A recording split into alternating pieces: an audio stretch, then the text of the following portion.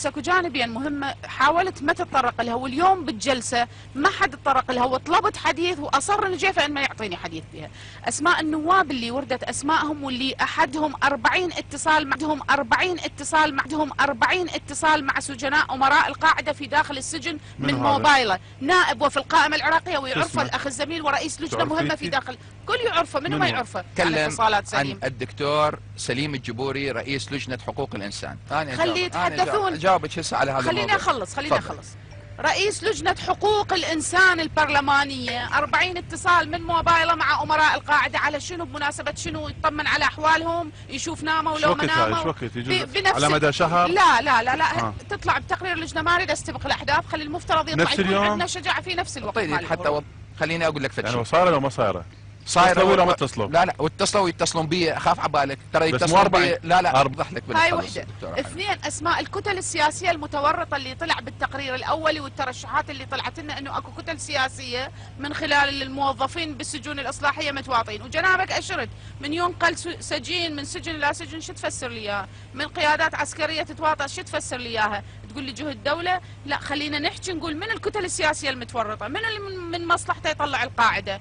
هل اللي مذبوح اللي ذابحته القاعده من مصلحته يطلع القاعده، ام اللي يدعم القاعده ويوفر لها بيت ويوفر لها مأوى ويزوجهم وينطيهم كل شيء وينقل لهم بسياراته وبحماياته قذائف الهاون والبي كي سي وغيرها، هذا من مصلحته يطلعون القاعده، بس مو اللي ينذبح وينقتل من القاعده من مصلحته يطلعهم. تكلم عن الدكتور سليم الجبوري رئيس لجنه حقوق الانسان، وتعرض لاتهام من احد اعضاء لجنه الامن والدفاع، واليوم تحاول تسوقها الدكتوره حنان على انها تهم وإدانة موجودة على الدكتور سليم تحت عنوان والله السجناء يتصلون به.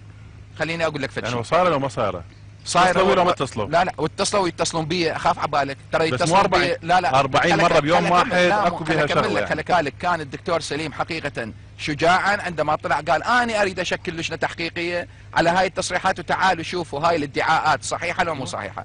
فلذلك السجناء يتصلون بكل النواب، بأغلب النواب الذين يراعون حقوق الإنسان. مع الأسف أصبح لدينا حزب سلطة يجوز السجان يتصل به، لكن كل الكتل السياسية يتصلون بنا السجناء، يتصلون بي يوميا عشرات السجناء يتكلمون عن انتهاكات حقوق الإنسان اللي قاعد يتعرضون إلها، ويتصلون بكل الكتل السياسية. يتصلون بيك لو بس السجناء؟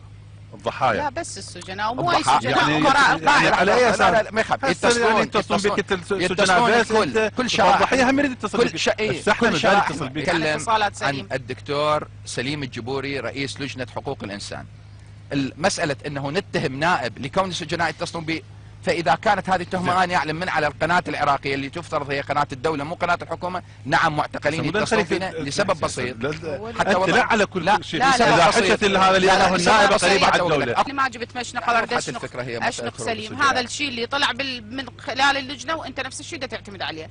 اثنين، أنت ما عندك من شفتك وشفتني غير يستقيل القائد العام ويقعد القائد العام.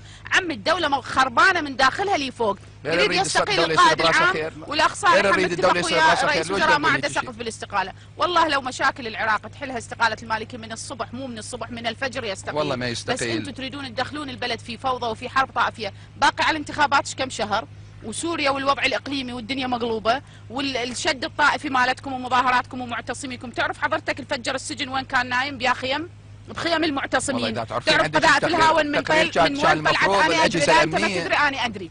تعرف من وين؟ ذول المعتصمين اللي صفقوا لهم واللي تنادوا لهم حقوق الانسان واللي تدفعوا لهم غديات وعشيات واللي تدعموهم بشعاراتهم الطائفيه. هاي النتيجه، يطلعوا لكم وراء القاعده. نريد نبني الدوله مبارك عليكم. لا الدوله نعطيكم اياها وترجعوا لنا اياها على الدوله السابقه. الدوله السابقه اللي انتم كنتوا سعداء بها، احنا ما كنا سعداء. لا والله ما كنا ولا سعداء نقدر ترجع ابدا، ما كنا سعداء بها، لكن ما سعداء ان يصير العراق بهذه 4 اشهر 5 اشهر احنا باجواء صحيه وانتخابات نزيهه، 9 اشهر يلا شكلنا حكومه. هسه نستقيل ونخلي البلد يغلي والقاعده يتمشون بالشوارع على الكورنيش، ويستقيل القائد العام وننصب الاخ حيدر الملا وشو منه رئيس وزراء للعراق، وقرة عين العراقيات اللي يطنا اولادهن شهداء. يعني اذا نريد نبني البلد نسوي براسه خير ونتجاوز سلبيات 10 سنوات ونمشي بكل تأكيد. فقرة سؤال بالعراقي لانه احنا تجاوزنا الوقت كثيرا، نروح الى هذه الفقرة، فاصل.